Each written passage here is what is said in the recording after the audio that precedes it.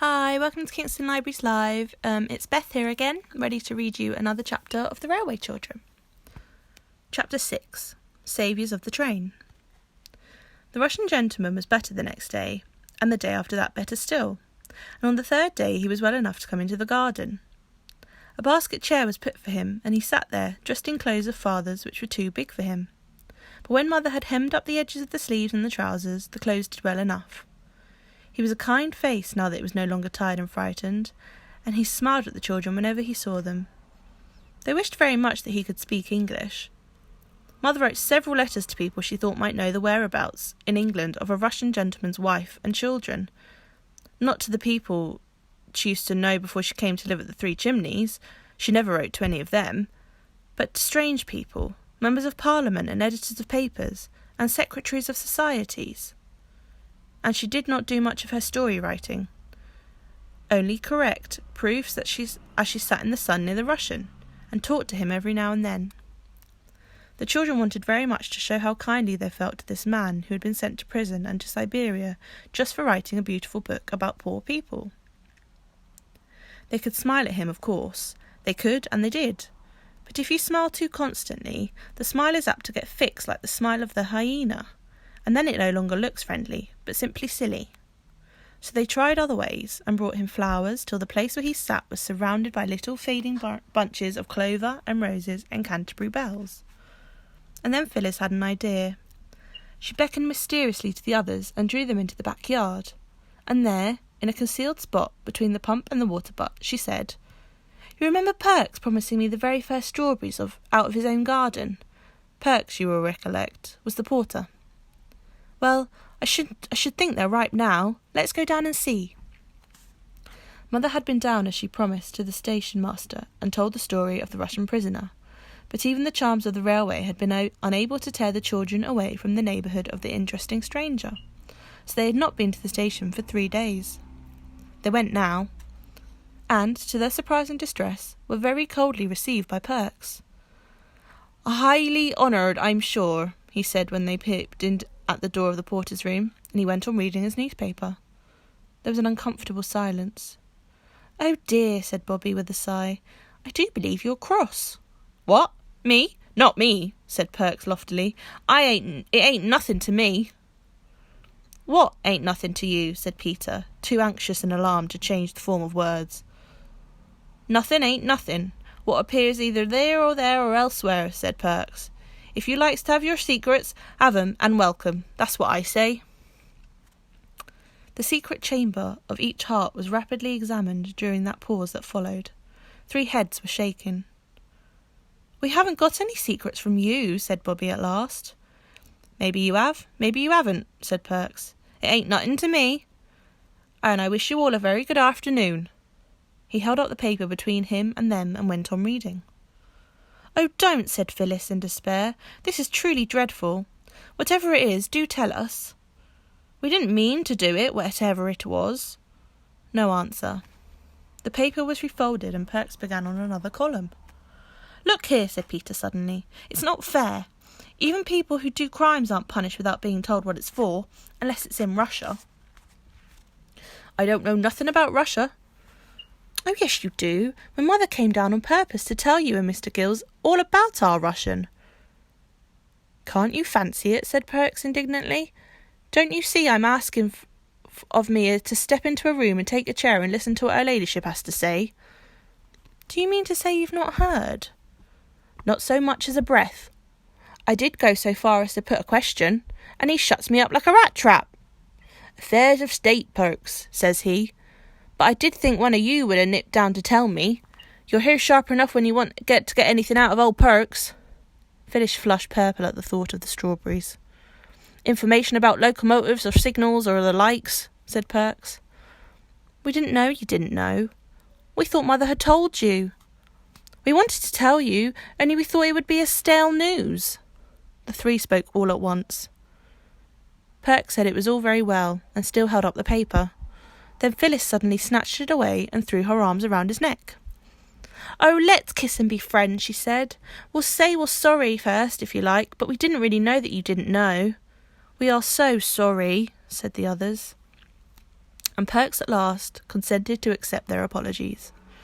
Then they got him to come out and sit in the sun on the green railway bank, where the grass was quite hot to touch, and there, sometimes speaking one at a time, and sometimes all together, they told the porter the story of the Russian prisoner.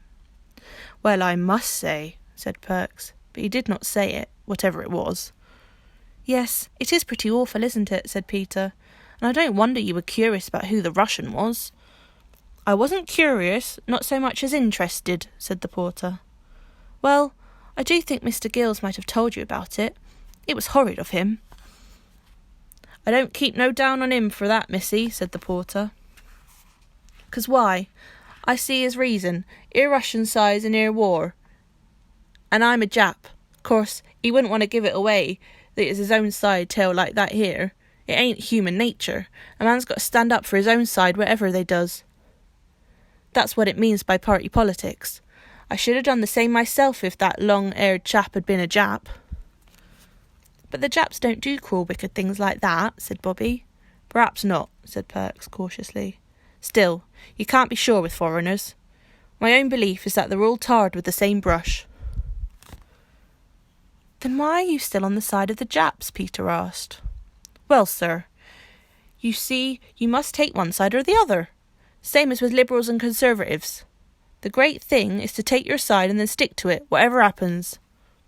A signal sounded.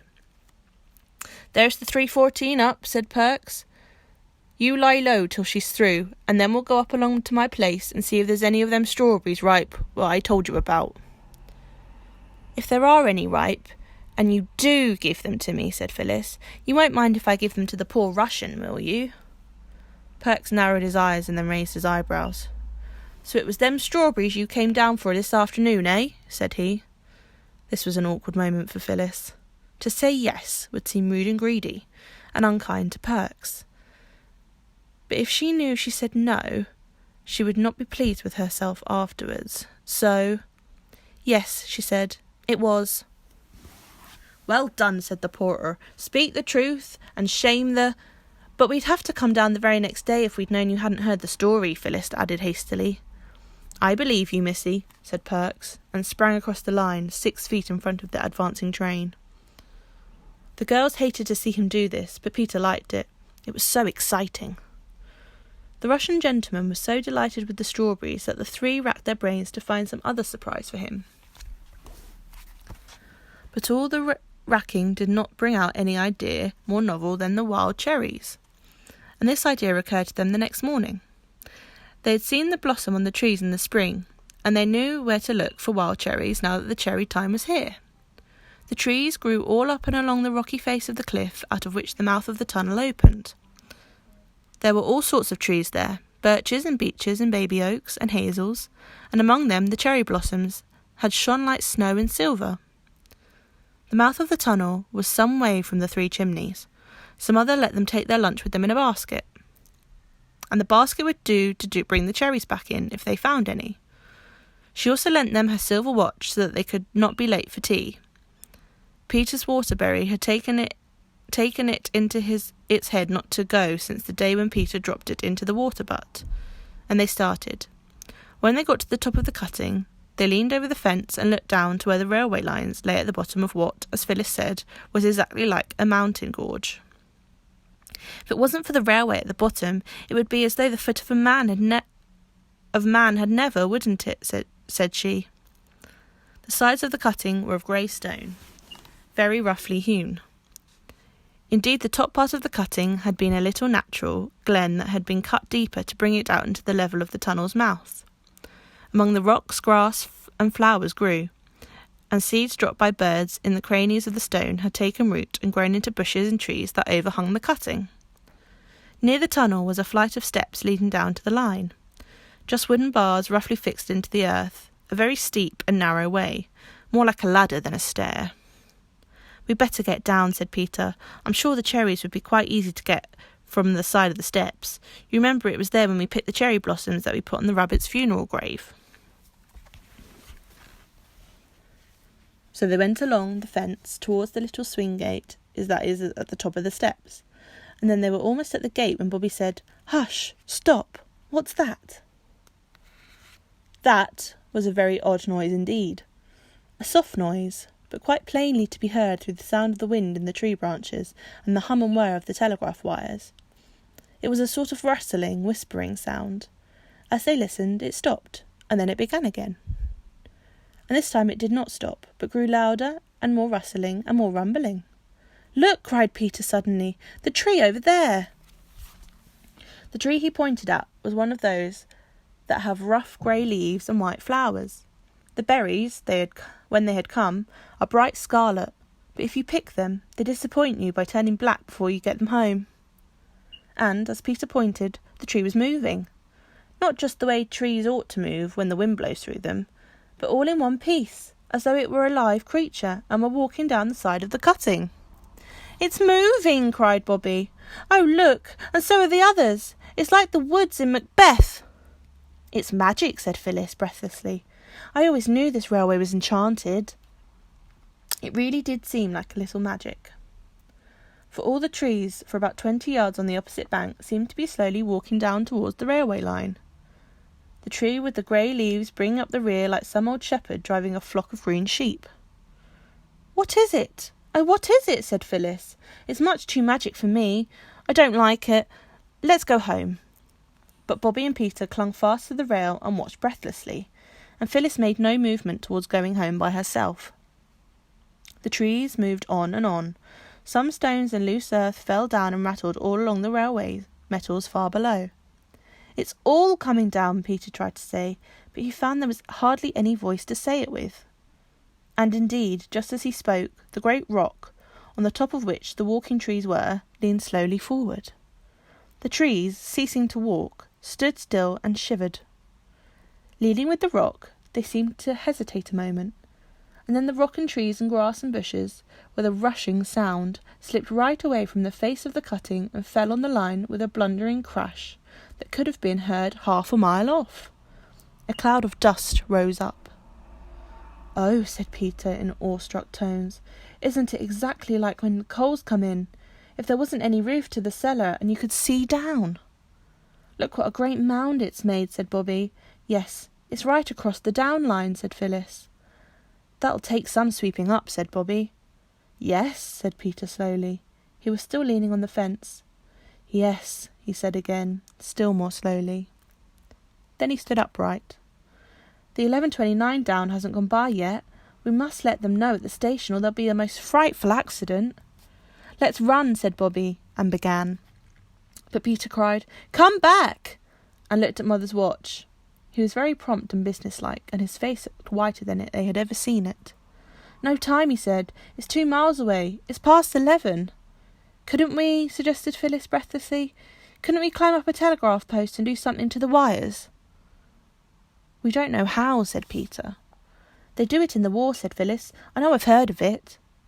"They only cut them, silly," said Peter, "and that doesn't do any good. And we couldn't cut them even if we got up, and we couldn't get up. If we had anything red, we could get down on the line and wave it." "But the train wouldn't see us until it got round the corner, and then it would see the mound just as well as us," said Phyllis. "Better, because it's much bigger than us." "If we only had something red," Peter repeated, "we could go round the corner and wave to the train." We might wave anyway. They'd only think it was just us as usual. We've waved so often before. Anyway, let's get down." They got down the steep stairs. Bobby was pale and shivering. Peter's face looked thinner than usual. Phyllis was red-faced and damp with anxiety. "Oh, how hot I am," said she. "And I thought it was going to be cold. I wish we hadn't put our—" She stopped short, and then ended in quite a different tone. "Our flannel petticoats." Bobby turned at the bottom of the stairs. "Oh, yes," she cried. "They're red. Let's take them off." They did, and with the petticoats rolled under one of their arms, ran along the railway, skirting the new fallen mound of stones and rocks and earth and bent, crushed, twisted trees. They ran at their best pace. Peter led, but the girls were not far behind. They reached the corner that hid the mound from the straight line of the railway that ran half a mile without curve or corner. "Now," said Peter, taking hold of the largest flannel petticoat. "You're not," Phyllis faltered. "You're not going to tear them?" "Shut up," said Peter, with brief sternness. "Oh, yes," said Bobby. "Tear them into little bits if you like. Don't you see, Phil? If we can't stop the train, there'll be a real live accident with people killed." "Oh, horrible. Here, Peter, you'll never tear it through the band." She took the red flannel petticoat from him and tore it off in an inch from the band. Then she tore in the other in the same way. "There," said Peter, tearing in his turn. He divided each petticoat into 3 pieces. "Now we've got 6 flags." He looked at the watch again. "And we've got 7 minutes. We must have flagstaffs." The knives given to boys are, for some odd reason, seldom of the kind of steel that keeps sharp. The young saplings had to be broken off. 2 came up by the roots. The leaves were stripped from them. "We must cut holes in the flags and run the sticks through the holes." And the holes were cut. The knife was sharp enough to cut flannel with. 2 of the flags were set up in heaps of loose stones between the sleepers on the down line. Then Phyllis and Roberta each took a flag and stood ready to wave it as soon as the train came into sight. "I shall have the other 2 myself," said Peter, "because it was my idea if we wave something red." "There are petticoats, though," Phyllis was beginning, but Bobby interrupted. "Oh, what does it matter who waves what? If only we can save the train." Perhaps Peter had not rightly calculated the number of minutes it would take for the 11:29 to get from the station to the place where they were, or perhaps the train was late. Anyway, it seemed a very long time they were waiting. Phyllis grew impatient. "I expect the watch is wrong, and the train's gone by," said she. Peter relaxed the heroic attitude he had chosen to show off his 2 flags with, and Bobby began to feel sick with suspense. It seemed to her that they had been standing there for hours and hours, holding those silly little red flannel flags that no one would ever notice. The train wouldn't care. It would go rushing by them and tear round the corner and go crashing into the awful mound, and everyone would be killed. Her hands grew very cold and trembled so that she could hardly hold the flag. And then came the distant rumble and hum of the metals, and a puff of white steam showed far away along the stretch of line. "Stand firm," said Peter, "and wave like mad. When it gets to that big furze bush, step back, but go on waving. Don't stand on the line, Bobby." The train came rattling along very fast. "They don't see us! They won't see us! It's no good!" cried Bobby. The 2 little flags on the line swayed as the nearing train shook and loosened the heaps of loose stones that held them up. One of them slowly leaned over and fell on the line. Bobby jumped forward and caught it up and waved it. Her hand did not tremble now. "Keep off the line, you silly cuckoo," said Peter fiercely. It seemed that the train came on as fast as ever. It was very near now. "It's no good," Bobby said again.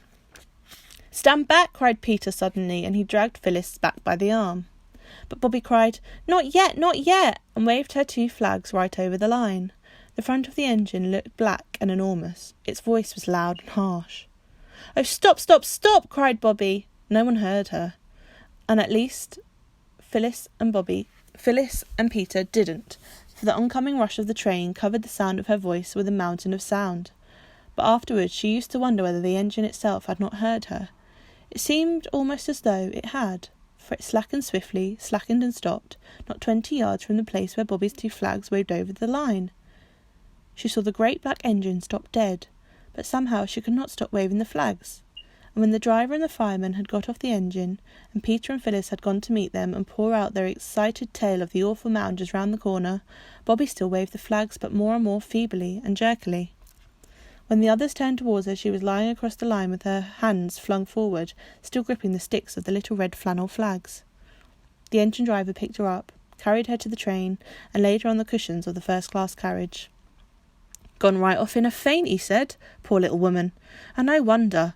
I'll just have a look round this here mound of yours, and then we'll run you back to the station and get her seen to." It was horrible to see Bobby lying so white and quiet, with her lips blue and parted. "I believe that's what people look like when they're dead," whispered Phyllis. "Don't!" said Peter sharply. They sat by Bobby on the blue cushions, and the train ran back. Before it reached the station, Bobby had sighed and opened her eyes and rolled herself over and begun to cry. This cheered the others wonderfully. They had seen her cry before, but they had never seen her faint, nor anything else for that matter. They had not known what to do when she was fainting. But now she was only crying. They could thump her on the back and tell her not to, just as they always did. And presently, when she stopped crying, they were able to laugh at her for being such a coward as to faint. When the station was reached, the 3 were the heroes of an agitated meeting on the platform. The praises they got for their prompt action, their common sense and their ingenuity were enough to have turned anybody's head. Phyllis enjoyed herself thoroughly. She had never been a real heroine before, and the feeling was delicious. Peter's ears got very red. He, too, enjoyed himself. Only Bobby wished they all wouldn't. She wanted to get away. "You'll hear from the company about this, I expect," said the station master. Bobby wished she might never hear of it again. She pulled at Peter's jacket. "Oh, come away, I want to go home," she said. So they went. And as they went, station master and porter and guards and driver and firemen and passengers sent up a massive cheer. "Oh, listen," cried Phyllis, "that's for us!" "Yes," said Peter. "I say, I am glad I thought about something red and waving it." "How lucky we did put on our red flannel petticoats," said Phyllis. Bobby said nothing. She was thinking of the horrible mound and the trustful train rushing towards it. "And it was us that saved them," said Peter. "How dreadful if they'd all been killed," said Phyllis, with enjoyment. "Wouldn't it, Bobby?" "We never got any cherries after all," said Bobby. The others thought her rather heartless.